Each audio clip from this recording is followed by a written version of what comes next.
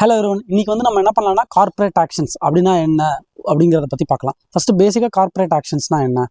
ஒரு கம்பெனி வந்து ஒரு முடிவு எடுக்க போகிறாங்க. அந்த முடிவுனால எல்லா ஸ்டேக் ஹோல்டர்ஸ்னா யாருங்கிறத நம்ம பார்க்கலாம். எல்லா ஸ்டேக் ஹோல்டர்ஸும் அஃபெக்ட் ஆவாங்க. அதுதான் வந்து கார்ப்பரேட் ஆக்ஷன்ஸ். அந்த கம்பெனி எடுக்கிற முடிவுனால என்னெல்லாம் விளைவுகள் வரப்போகுது அப்படிங்கிறது தான் கார்ப்பரேட் ஆக்ஷன்ஸ். ஸோ இந்த கார்ப்பரேட் ஆக்ஷன்னா என்ன, முதல்ல ஸ்டேக் ஹோல்டர்ஸ்னா யார் இருக்காங்க, அது எல்லாமே வந்து ஒன் பை ஒன்னாக இந்த வீடியோவில் பார்க்கலாம்.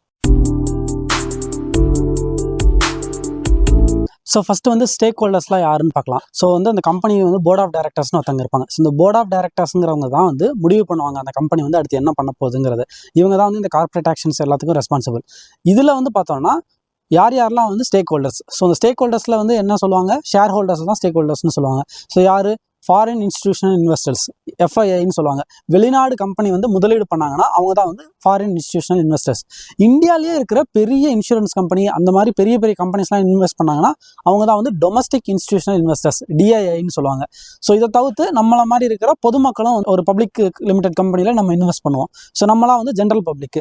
கவர்மெண்ட்டும் பார்த்தீங்கன்னா ஒரு சில இது வந்து ஸ்டேக் வச்சிருப்பாங்க. ஒரு சில வந்து கவர்மெண்ட் கம்பெனியாக இருக்கும், கவர்மெண்ட் பேங்காக இருக்கும். அது எல்லாமே வந்து கவர்மெண்ட் தான் வந்து பெரிய ஸ்டேக் ஹோல்டராக இருப்பாங்க. இவங்க தான் வந்து பார்த்தீங்கன்னா ஜென்ரலாக ஸ்டேக் ஹோல்டர்ஸ்னு சொல்கிறது. நம்ம வந்து ஒரு பப்ளிக் லிமிடெட் கம்பெனி வாங்குறோம்னா ஸ்டேக் வந்து பார்த்தீங்கன்னா ஜென்ரலாக எப்படி இருக்கும், 75% வந்து ப்ரொமோட்டர்ஸ்ங்கிறவங்க தான் வந்து பைசா முதலீடு பண்ணி அந்த கம்பெனியை ஸ்டார்ட் பண்ணியிருப்பாங்க. அப்படி இல்லைன்னா வந்து யார்ட்டையாவது கடன் வாங்கி அந்த கம்பெனியை வந்து ஸ்டார்ட் பண்ணியிருப்பாங்க. ப்ரொமோட்டர்ஸ்ங்கிறவங்க கிட்ட தான் எப்போவுமே ஸ்டேக் அதிகமாக இருக்கும். 75% தான் அதிகபட்சமாக இருக்கலாம். ஸோ ரிமைனிங் 25% வந்து பார்த்தீங்கன்னா நம்மள மாதிரி இருக்கிற பொதுமக்கள் கிட்ட தான் வந்து இந்த ஸ்டாக் இருக்கும். ஒரு சில கம்பெனி இப்போ பேங்க்லாம் எடுத்துக்கிட்டிங்கன்னா நிறைய பேங்க்ஸ் வந்து பார்த்தீங்கன்னா கார்ப்பரேட் ரன்னிங்காக தான் இருக்கும். ஸோ அவங்களாம் என்ன பண்ணுவாங்கன்னா கம்மியான ஸ்டேக் தான் வச்சிருப்பாங்க. இந்த மாதிரி இன்ஸ்டிடியூஷனல் இன்வெஸ்டர்ஸ், எஃப்ஐஎஸோ இல்லை டிஐஎஸோ தான் வந்து அதிகமான ஸ்டேக் வச்சிருப்பாங்க. ஸோ அதனால நீங்கள் செக் பண்ணுறீங்கிற பட்சத்தில் ரொம்ப கம்மியான ஸ்டேக்ஸ் இருக்கிற கம்பெனிஸை வந்து நம்ம வந்து பார்க்கக்கூடாது. பட் ஒரு சில கம்பெனி வந்து மேனேஜ்மெண்ட் ரன்னிங் கம்பெனியாக இருக்கும். அவங்களுக்கு வந்து ஸ்டேக் வந்து ப்ரொமோட்டர் ரொம்ப கம்மியாக தான் இருக்கும். ஸோ இதை வந்து நம்ம வந்து செக் பண்ணுற மாதிரி இருக்கும். ஸோ இப்போ கார்ப்பரேட் ஆக்ஷன்ஸ் வந்து நம்ம ஒன்று ஒன்றா பார்க்கலாம். ஸோ ஃபர்ஸ்ட் வந்து கார்ப்பரேட் ஆக்ஷனில் ஸ்டாக் ஸ்பிளிட்னு சொல்லுவாங்க. ஸோ ஸ்டாக் ஸ்பிளிட்னா என்ன? இப்போ எக்ஸாம்பிளுக்கு ஒரு 10 ரூபாய்க்கு ஒரு ஷேர் இருக்குது, ஸ்டாக் ஸ்பிளிட் கொடுக்குறாங்கன்னா என்ன ஆகும்னா அந்த 10 ரூபாங்கிற ஷேர் வந்து ஒரு ஷேருங்கிறது 2 ஷேராக வந்து பிரியும். ஆனால் ப்ரைஸ் வந்து 10 ரூபாங்கிறது அப்படியே தான் இருக்கும். ஸோ இந்த ஒரு ஷேர் வந்து 10 ரூபானா 2 ஷேருங்கிறப்ப என்ன ஆகும், ஒரு ஷேர் 5 ரூபாங்கிற கணக்கில் 2 ஷேராக பிரியும். பட் என்ன ஆகும்னா அவுட்ஸ்டாண்டிங் ஷேர்ஸ் இப்போ ஒரு 100 ஷேர் இருக்குங்கிற இடத்துல 200 ஷேராக வந்து அது கன்வெர்ட் ஆகும்.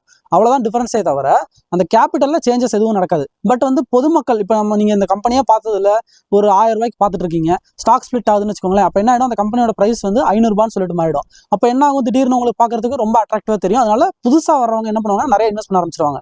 ஸோ அதனால திடீர்னு ஷேர் ப்ரைஸ் ஏறுறதுக்கு வாய்ப்பு இருக்குது. ஸோ நீங்கள் வந்து வெறும் ஸ்டாக் ஸ்பிளிட்டை வச்சுவே மட்டும் வந்து நீங்கள் என்ன பண்ணக்கூடாது, ஷேர்ஸ்குள்ளே என்டர் ஆகக்கூடாது.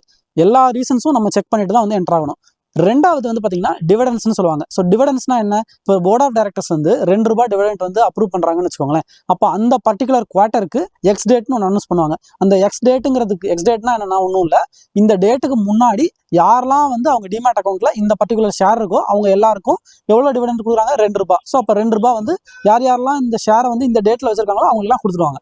அதுதான் வந்து டிவிடெண்ட், எக்ஸ் டிவிடெண்ட்னு சொல்கிறது. ஸோ அடுத்து வந்து பார்த்தீங்கன்னா ரிவர்ஸ் ஸ்டாக் ஸ்பிளிட். இது வந்து ரொம்ப ரேர் தான் நடக்கிறது. அப்படின்னா என்னன்னா இப்போ வந்து ஸோ உங்களுக்கு வந்து ஒரு ஷேர் வந்து பார்த்தீங்கன்னா உங்களுக்கு வந்து 2 ரூபா 3 ரூபா அந்த மாதிரி இருக்குன்னு வச்சுக்கோங்களேன். இப்போ இந்த மாதிரி 2 ரூபா 3 ரூபான்னு இருந்தாலே வந்து பெனி ஸ்டாக்குங்கிற மாதிரி நிறைய மக்கள் கருத ஆரம்பிச்சிருவாங்க. அப்போ என்ன பண்ணுவாங்கன்னா 10 ஷேரை ஒன்றா சேர்த்து ரிவர்ஸ் ஸ்டாக் ஸ்பிளிட்னா என்ன ஆகும், ஒரு ஷேர் வந்து 2ஆக பிரியும். இங்கே என்ன பண்ணுறாங்க, நிறைய ஷேரை சேர்த்து ஒரு ஷேரை கன்வெர்ட் பண்ணுறாங்க. இது வந்து ரொம்ப ரேர் தான் நடக்கிறதுங்கிறது. அதுக்கடுத்து வந்து பார்த்தீங்கன்னா ரைட்ஸ் இஷ்யூன்னு ஒன்று இருக்குது. ஸோ ரைட்ஸ் இஷ்யூனா என்னன்னா ஆல்ரெடி இருக்கிற ஸ்டேக் ஹோல்டர்ஸ் ரொம்ப நாளாக வந்து அந்த கம்பெனியில் வந்து யாரெல்லாம் இருக்காங்களோ அவங்கள வந்து ரிவார்ட் பண்ணுறதுக்காக கொடுக்குறது தான் இந்த வந்து ரைட்ஸ் இஷ்யூங்கிறது. அவங்களுக்கு என்ன பண்ணுவாங்கன்னா இப்போ எக்ஸாம்பிளுக்கு 100 ரூபாய்க்கு அந்த ஷேர் விற்கிதுன்னு வச்சுக்கோங்களேன். அந்த மாதிரி ஆல்ரெடி ரொம்ப லாங் ஸ்டாண்டிங்காக வந்து யார் வந்து ஸ்டேக் ஹோல்டராக இருக்காங்களோ அவங்களுக்கு வந்து 80 ரூபாய்க்கு அந்த ஷேரை கொடுப்பாங்க. ஸோ இது வந்து ஒரு டிஸ்கவுண்ட் மாதிரி. இப்போ வெளியே இருக்கிற மக்கள் வந்து வாங்கினாங்கன்னா 100 ரூபாய்க்கு தான் வாங்க முடியும். நீங்கள் ஆல்ரெடி இத்தனை நாள் அந்த ஷேரை வச்சிருக்கீங்கிறனால உங்களுக்கு என்ன பண்ணுவாங்கன்னா கம்மி ரேட்டுக்கு அந்த ஷேர் வந்து புதுசாக வந்து கொடுப்பாங்க. இதுதான் வந்து ரைட்ஸ் இஷ்யூங்கிறது. இதுக்கு அடுத்து இன்னொன்று என்னன்னா போனஸ் இஷ்யூன்னு ஒன்று இருக்குது. ஸோ போனஸ்ங்கிறது என்னன்னா லாங் அவுட்ஸ்டாண்டிங் ஷேர் ஹோல்டர்ஸ் வந்து அவங்களுக்கு வந்து பெனிஃபிட் கொடுக்கறதுக்காக தான். ரொம்ப நாளாக ஒரு ஷேர் நீங்கள் வச்சிருக்கீங்கிறப்போ போனஸ்ங்கிறப்ப என்ன ஆகும், போனஸாக ஒரு ஷேர் கொடுக்குறாங்கிற மாதிரி தான். ஸோ இங்கே என்ன ஆகும்னா உங்களுக்கு வந்து எக்ஸ்ட்ரா ஷேர் உங்களுக்கு கொடுக்குற மாதிரி கணக்கு கிடையாது.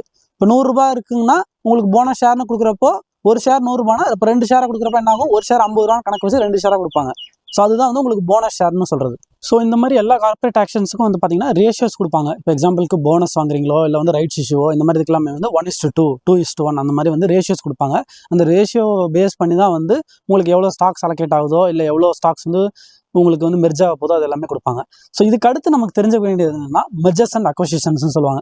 இப்போ ஒரு கம்பெனி இன்னொரு கம்பெனி சேர்ந்துச்சுன்னா அதுக்கு பேர் மெர்ஜர். அக்வசிஷன்ங்கிறது வந்து ஒரு கம்பெனி இன்னொரு கம்பெனியை வாங்குறதுக்கு பேர் அக்வசிஷன். ஸோ இது எல்லாமே வந்து நமக்கு வந்து சொல்லுவாங்க. இதுக்கடுத்து வந்து பார்த்தீங்கன்னா, இப்போ ஒரு கம்பெனியை வந்து 2ஆ பிரிப்பாங்க. ஸோ ஒரே கம்பெனியே 2ஆ பிரிக்கிறப்போ என்ன ஆகும், அதோட சப்சிடரியாக வந்து தனியாக வந்து ரிலீஸ் பண்ணுவாங்க. ஸோ அந்த மாதிரியும் வந்து ஒரு சில இடத்துல நடக்கும். இப்போ வந்து டாடா மோட்டார்ஸ் வந்து பார்த்தீங்கன்னா, அவங்க வந்து அப்ளை பண்ணியிருக்காங்க 2ஆ பிரியறதுக்காக. பேசஞ்சர் வெஹிக்கிள் அந்த டிபார்ட்மெண்ட்டை வந்து தனியாக ஒரு கம்பெனியாக லிஸ்ட் பண்ண போகிறாங்க. வெஹிக்கிள்ங்கிறது வந்து பார்த்தீங்கன்னா, நம்ம காரு அதெல்லாமே வந்து தனியாக பிரிக்க போகிறாங்க. கமர்ஷியல் வெஹிக்கிள்ங்கிறது பஸ் அதெல்லாமே தனியாக ஒரு கம்பெனியாக பிரிக்க போகிறாங்க. ஸோ இதே மாதிரி வந்து பார்த்தீங்கன்னா, ஐடிசி இருக்குது பார்த்தீங்களா, அந்த கம்பெனியும் வந்து பிரிக்க போகிறாங்க. அவங்க வந்து ஐடிசி ஹோட்டல்ஸ் மட்டும் தனியாக பிரித்து லிஸ்ட் பண்ண போகிறாங்க. மற்றது எல்லாத்தையும் ஒரு குரூப்பாக வச்சுக்க போகிறாங்க. ஸோ இந்த மாதிரி கார்பரேட் ஆக்ஷன்ஸுங்கிறது ஒரு கம்பெனியில் வந்து நடக்கிறது எல்லாத்தையும் உங்களுக்கு சொல்லுவாங்க. ஸோ இது மாதிரி நிறைய இன்ட்ரெஸ்டிங்காக இருக்கும். நீங்களும் வந்து ஒன்றா வந்து கற்றுக்கோங்க. ஸோ இந்த வீடியோ பிடிச்சிருக்கு, புதுசாக ஏதாவது கற்றுக்கிட்டீங்கன்னு உங்களுக்கு தோணுச்சுன்னா லைக் பண்ணுங்கள். யாருக்கு இந்த வீடியோ யூஸ் ஆகணும்னு உங்களுக்கு தோணுதோ அவங்களுக்கு வந்து இந்த வீடியோ ஷேர் பண்ணுங்கள். நான் அந்த மாதிரி பேசுகிறேன், உங்களுக்கு பிடிச்சிருக்கு, இந்த மாதிரி வீடியோஸ் கண்டினியூஸாக நீங்கள் பார்க்கணும்னு நினச்சிங்கன்னா சப்ஸ்கிரைப் பண்ணிவிட்டு பெல் ஐக்கானில் வந்து ஆளுங்கிறத எனேபிள் பண்ணிக்கோங்க. ஸோ நாளைக்கு நான் உங்களுக்கு இன்னொரு நல்ல வீடியோவில் வந்து பார்க்குறேன். பை.